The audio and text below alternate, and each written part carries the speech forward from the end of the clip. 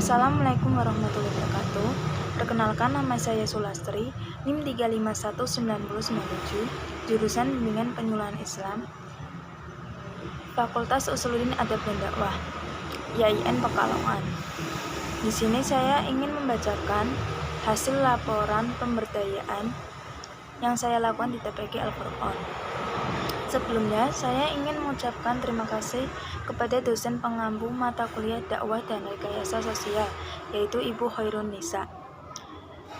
Terus yang kedua, selaku pemimpin atau pengurus TPQ Al-Furqon, yaitu Bapak Abdul Basit.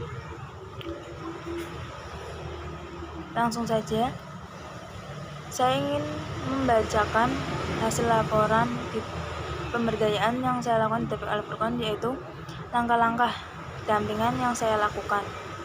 Yang pertama, penelahan persoalan atau masalah bersama. Setelah dibahas dan ditelah bersama, persoalan atau masalah yang dihadapi yaitu jumlah peserta anak didik yang dari waktu ke waktu mengalami penurunan. Yang kedua, menemukan masalah bersama.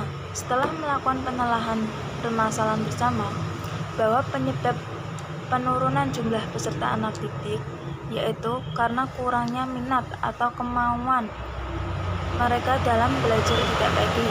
Hal ini karena mereka merasa takut akan tugas atau hafalan-hafalan atau membaca Al-Quran dan lainnya, karena takut jika mereka melakukan kesalahan akan malu atau dimarahi serta diberikan hukuman. Padahal itu tidak akan pernah terjadi karena merupakan hal yang sangat wajar dan masih belajar. Yang ketiga, menentukan langkah yang tepat.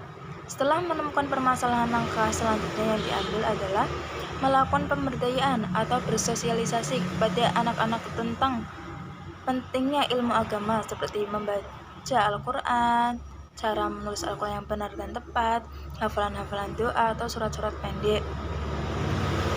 Hal ini tidak perlu ditakuti atau malu jika melakukan kesalahan, karena hal demikian adalah hal yang sangat wajar karena masih proses belajar. Kami sebagai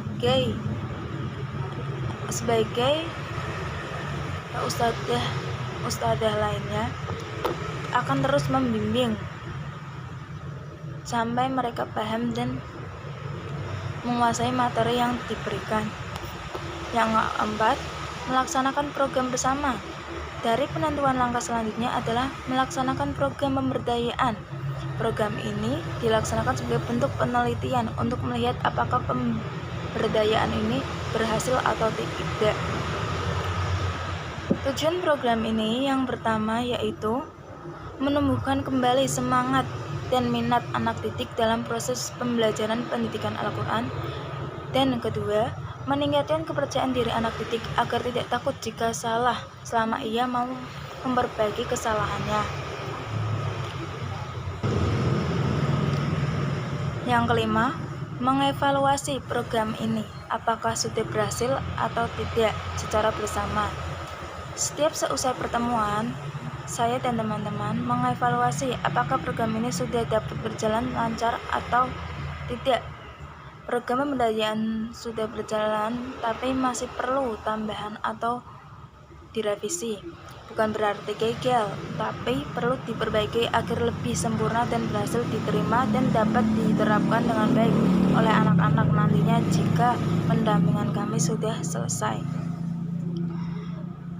Yang keenam, kekurangan-kekurangan dalam proses program ini seperti persiapan dari kami sebagai pendamping dalam menyiapkan bahan dan alat kurang maksimal. Kemudian antusias dan semangat anak-anak yang tinggi membuat kondisi menjadi kurang kondusif yang menyebabkan kami sempat kewalahan dalam menghadapinya. Tetapi kami berusaha maksimal untuk mengatasi dan membuat kondisi kembali seperti semula. Yang ketujuh, dari program yang telah dilaksanakan menghasilkan sebuah keberhasilan yang diharapkan. Anak-anak mengikuti pembelajaran dengan baik dan mulai memahami materi yang diberikan. Melalui metode yang kami gunakan, diharapkan selama kegiatan pemberdayaan selesai, metode dapat diterapkan oleh para ustadzah yang tidak pakai Al-Quran ini. Sekian dari saya, semoga bermanfaat. Terima kasih. Wassalamualaikum warahmatullahi wabarakatuh.